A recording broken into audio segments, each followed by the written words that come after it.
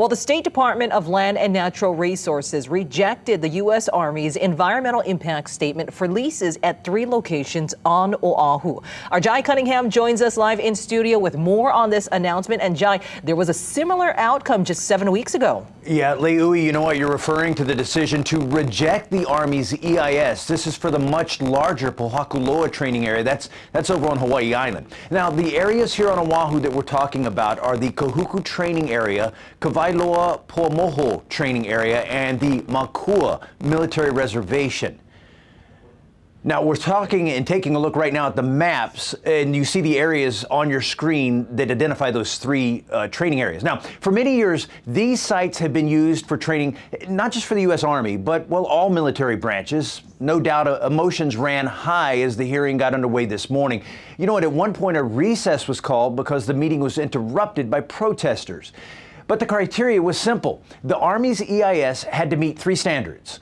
They are the procedural requirements, the content requirements, and whether or not they feel that the applicant has responded to the comment satisfactorily. Now, taking those 3 factors into consideration, the Board of Land and Natural Resources voted not to accept the EIS, which the Army proposed for the more than 6,000 acres at the sites combined. Testimony, it was heavily against extending the lease. And though I understand that the purpose of the EIS is to talk about the environmental impacts, I need you to all understand here that we are interconnected to this land, especially as we name our children, as we bury our things there. When we don't take those things into consideration, we cause irreparable damage. The United States military does not speak for the AINA.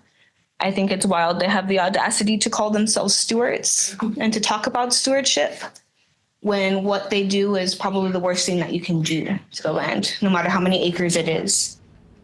Now, the Army's current lease for more than 6,000 acres of state-owned land at those 3 sites here on Oahu, it is set to expire in 2029. Now, Governor Josh Green had this to say about the board's decision, saying, "The board's vote on the Army's final environmental impact statement underscores the need for continued dialogue and shared responsibility when it comes to the future of state lands."